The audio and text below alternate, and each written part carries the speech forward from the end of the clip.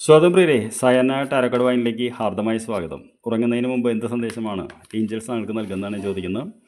നമ്മൾ 3 കാര്യങ്ങളാണെന്ന് ചോദിക്കുന്നത്. എവിടേക്കാണ് ഞാനിപ്പോൾ പോയിക്കൊണ്ടിരിക്കുന്നത് എന്ന് പറയുന്നൊരു കാർഡ്, അതായത് ഞാൻ ഉദ്ദേശിക്കുന്ന താങ്കളാണ്. 2 എന്ന് പറയുന്നത് എന്താണ് ഇപ്പോഴത്തെ ഒരു ബ്ലോക്കേജ്, എന്ത് ഉപദേശമാണ് ഉറങ്ങുന്നതിന് മുമ്പ് ഏഞ്ചൽസിന് തരാനുള്ളതെന്ന് നമ്മൾ ചോദിക്കുന്നത്. അപ്പോൾ നമുക്ക് നോക്കാം എവിടേക്കാണ് താങ്കൾ പോയിക്കൊണ്ടിരിക്കുന്നത് എന്നുള്ളത്.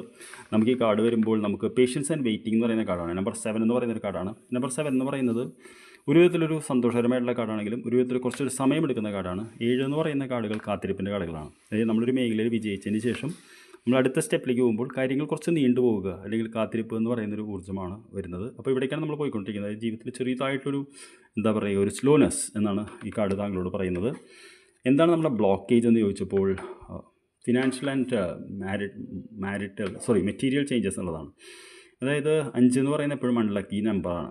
അൺലക്കി 5 എന്നാണ് എപ്പോഴും പറയുക. അതായത് ജീവിതത്തിൽ ഏറ്റവും ക്രൈസിസ് വരുമ്പോഴാണ് ഈ നമ്പർ കയറി വരിക.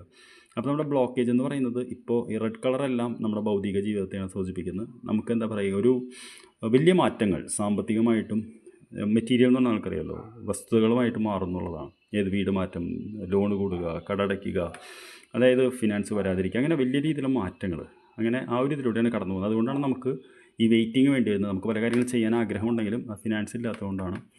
എന്താണ് അഡ്വൈസ്, അതാണ് വളരെ ഇമ്പോർട്ടൻറ്റ്. ഇത് രണ്ടും നമുക്ക് അറിയുന്ന കാര്യങ്ങൾ തന്നെയാണ്. അഡ്വൈസ് എന്ന് പറയുന്നത് ഫൗണ്ടേഷൻ ആൻഡ് അച്ചീവ്മെൻറ്റ് എന്ന് പറയുന്ന കാർഡാണ്. ഫൗണ്ടേഷൻ ആൻഡ് അച്ചീവ്മെൻറ്റ് എന്ന് പറഞ്ഞാൽ നമ്പർ 4 എന്ന് പറയുന്ന കാർഡാണ്. ഇത് നിങ്ങൾ ശ്രദ്ധിച്ചറിയാൻ പറ്റും. 4 എന്ന് പറയുന്നത് ബേസിക്കായിട്ട് ആദ്യം നമുക്കൊരു ഫൗണ്ടേഷന് വേണ്ടി ശ്രമിക്കണം എന്നാണ് പറയുന്നത്. വലിയ സ്വപ്നങ്ങളും എല്ലാം ഫോളോ ചെയ്യുന്നതിനേക്കാളും മുമ്പ് ചെറുതിൽ നിന്ന് തുടങ്ങാനാണ് പറയുന്നത്. കുടുംബത്തുമായിട്ട് ചേർന്ന് പോകുക എന്നാണ് പറയുന്നത്. എപ്പോഴും മനസ്സിൽ പോസിറ്റീവായിട്ട് ചിന്തിക്കുക, ഒരു റെയിൻബോനെ കുറിച്ച് ചിന്തിക്കുക. അതായത് ലൈഫിൽ ഒരിക്കലും ഒരാൾക്കും ഇരുട്ടായിരിക്കില്ല എന്നാണ് പറയുന്നത്. ലൈഫ് എന്ന് പറയുന്നത് എപ്പോഴും പോസിറ്റീവ് നെഗറ്റീവ് മിക്സ് ചെയ്തിട്ടുള്ളതാണ്. പല സീസണിൻ്റെ കാർഡുകളാണ്. അപ്പോൾ നമുക്ക് മഴക്കാലമാണെന്ന് കരുതി നമുക്ക് എല്ലായ്പ്പോഴും അങ്ങനെ ആവണമെന്നില്ല. ഇപ്പോൾ മഴക്കാലത്ത് മഴയില്ലാത്തൊരു കാലമാണ്. അപ്പോൾ നമുക്കത് എന്തുവേണ്ടി സംഭവിക്കുക എന്നുള്ളത്. അപ്പോൾ നമ്മളെ ഉപദേശം എന്ന് പറയുന്നത് നമ്മൾ മുന്നോട്ട് പോവുക, പോസിറ്റീവായിട്ടിരിക്കുക, നമ്മൾ ആ ഫൗണ്ടേഷനിൽ നിൽക്കുക എന്നുള്ളതാണ്. അങ്ങനെയെങ്കിൽ നമുക്കിത് എല്ലാം വിജയിക്കുക എന്നാണ് പറയുന്നത്. I wish you good night dear. നമുക്ക് നാളെ രാവിലെ കാണാം. Thank you.